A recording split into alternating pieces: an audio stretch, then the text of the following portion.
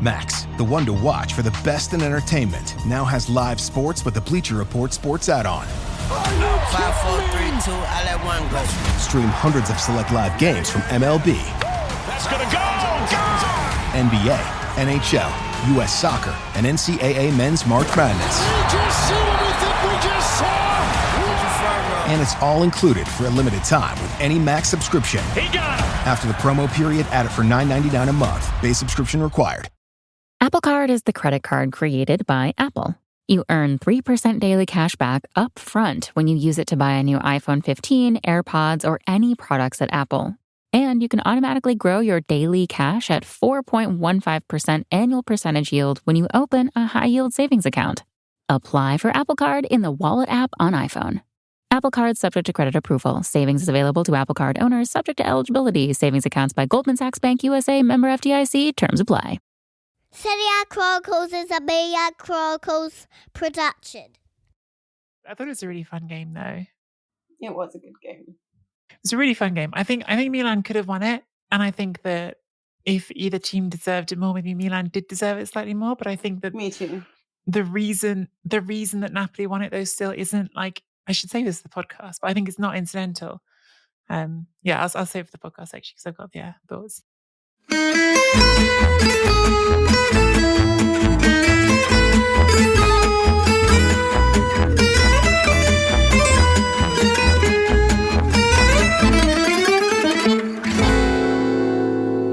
Hello and welcome to the latest episode of the Serie A Chronicles podcast. I'm Mina Rizuki, and as ever, I'm joined by Nicky Bandini. If you do hear any helicopters, it is because today is the funeral of Queen Elizabeth II, our Queen, and I live in London, and I'm the route from Buckingham Palace to Windsor Castle. So there is a lot of commotion over here, but we are working, even though Nicky and I assume both have an eye.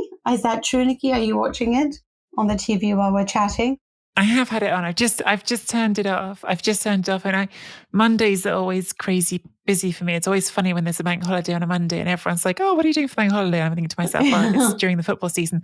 I'm working as I always am. I know. But I've had it on. I've had it on in the background. It's very strange, isn't it? You know, like it's. I know. We talked about her the other week and like culturally, like clearly like such an important figure. But there's still something very peculiar about like, it's a very odd line of conversation to go down at the front of the podcast, but like, isn't it weird that like, imagine your body was being like processed all the way through town and like wheeled in front of everybody for hours?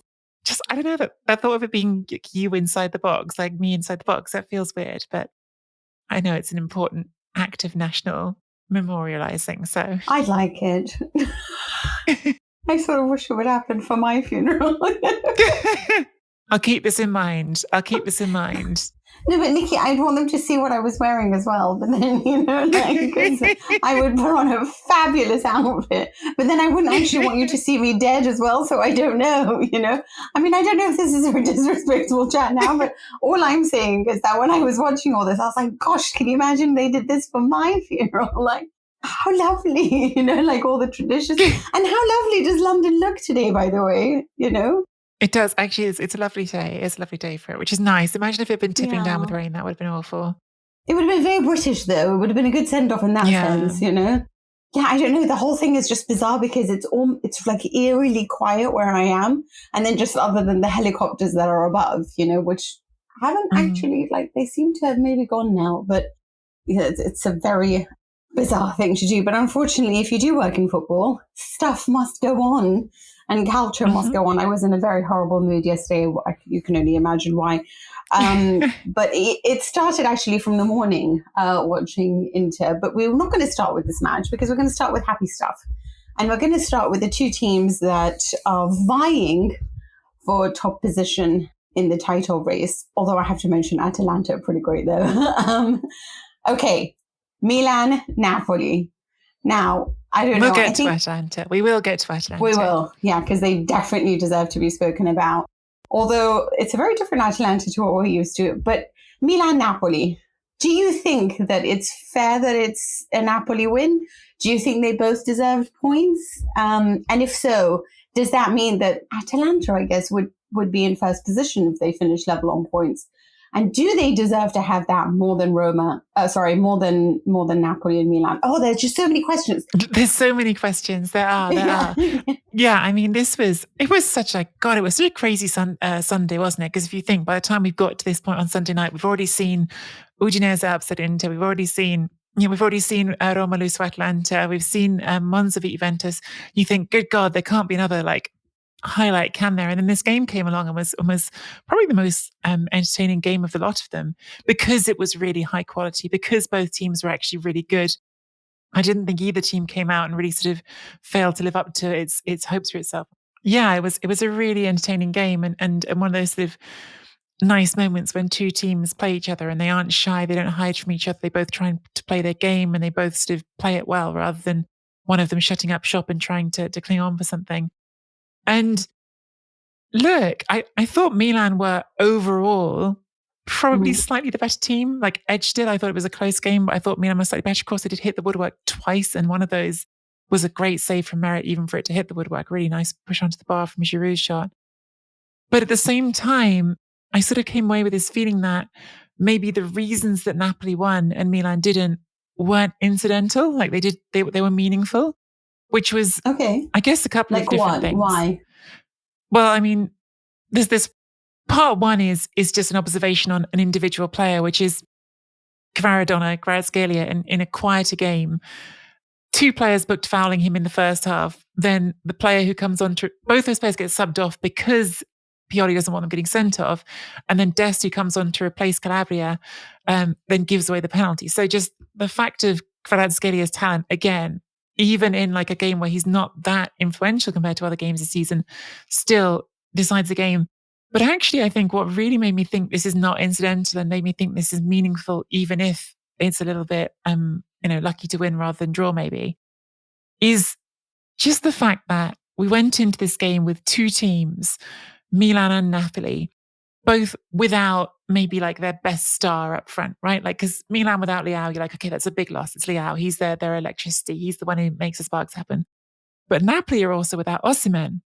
And where Milan are once again saying, hey, Giroud, could you fix this for us? And he nearly does. Napoli, it's well, we'll try Raspadori. And then when Raspadori doesn't work, off you come and on goes Simeone. There's so many options in that team. And I think it was just one of those moments when Simeone scored that header where I just thought, again, this Napoli team is deep, Mina. It is a deep team. Look at the players they used in midweek in Europe as well. They rotated again. It's different. Napoli have not always had a squad like this, and that makes a difference in big games. And I think, of course, it's too early to say who's going to win the league, but I think those things do make a big difference over the course of a season. Here's the thing. Is this a battle of the two squads? Because I felt like it was a bigger loss for Milan to be without Leao than it was for Napoli to be without Osimhen. Mm-hmm. Maybe Kvara is probably as important now as Leao is for Milan. I mean, he is definitely the one that caused the most strife, and he's the one, he plays with such unpredictability that I don't think he knows what he's going to do next. So it's really hard, right, to defend against that. I mean, I want to speak about Napoli in the sense that I thought that they were fantastic, because I just think that it's very hard to get the better of Anguissa, and he just makes everything tick going forward, especially when he is put alongside Lobotka, who is the conductor of the orchestra, right? Then you've got all this unpredictability with Kvara. And it's a team that's solid defensively and it's beautiful attacking wise. And you're right, it does have options off the bench that I think that half the time I look at these players and I think, are they going to make a difference? But they do. And I wonder whether they've just won when it comes to their sporting director and Spalletti. I feel like it's rather incredible how much, I mean, I just don't think there are many clubs out there that would have looked at Lobotka and Anguissa and thought, yeah, those two are going to make the difference. Those two are going to make us a title winning team. But it is, firstly, it's great scouting, even Kvaratskhelia, It is also the ability to develop them, not on just a mental level, but on a tactical, technical, everything level. It is this, they just look like a very strong team, and one that isn't as mentally fragile as it was when Insigne was playing for them. And I told you that as soon as you get rid of that boy. I almost texted you when Politano scored the penalty with the question. I was going to just send you the question, would Insigne have scored it? I was just going to send you that, and then I didn't because I got distracted. So I did think of you when he scored that penalty, which actually the more times I looked at it, the more I was like, is this a good penalty or did he get a bit lucky? Because it's close to the keeper. And so everyone says, oh, it's hard for the keeper to get down there. And it's true because Maignan dives. But if Maignan doesn't dive and just sticks a leg out, it's an easy save. It's true. And you kind of would bet on Maignan for this type of penalty, right? So I don't know, but it does it's weird. It's almost like as soon as they got rid of all these guys that we thought brought the leadership to Napoli, it's like actually they have a lot more leadership. So I don't know what's going on there, Absolutely. Or maybe they just don't feel like they're shackled, or there's this desire to prove you're Neapolitan to the core. I don't know. There's just a lot of just let's have fun, and they're not playing with the weight of pressure. It sort of did bother me when Pioli went down this route of taking off 2 players because he's scared of yellow card. And it's like, we've just talked so much about Inzaghi doing it and why it's so wrong doing it, which I'm sure we'll get to later, although he persists in the sense that Calabria was injured and that's why he was taken off. So, you sort of deserved what happened with Dest. But on the other hand, in my thoughts, they were still really good in the second half because his changes made a difference. And I love the fact that Pioli wins with duels. Like, they're ferocious, this team, they are. And this is them playing midweek. They got a great win over Dynamo Zagreb that Chelsea made look really powerful, right? And so you think there is going to be a drop-off, but there wasn't. There was this pressure, like we're gonna really go for it. We're gonna try to bully you. We're gonna try to stop Kvara, but the rest of us has enough. And Giroud always comes up trumps in these big matches. Like, he's brilliant. He does. He's incredible. Yeah. But how has this goalkeeper gone from being like a mediocre dud to freaking hell, man? You're pretty good. Right. I remember how many times we were on Sky over this summer being like, oh, they're going to sign Navas, they're going to sign whoever else. And none of those things happened. And actually Meret has really turned out to be one of the stars of this early part of the season. But I was thinking just then, Mina, when you were talking about, the leadership going and the characters going. And I think leadership is one of those terms that's really nebulous because I think that like leadership can mean such different things to different people in different times. I think there is a time and a place for your, I don't know, I guess what people would call like your John Terry leadership. You're sort of like being very sort of front and center and shouting and being sort of very rah-rah. And there's a time and a place for sort of quiet leadership.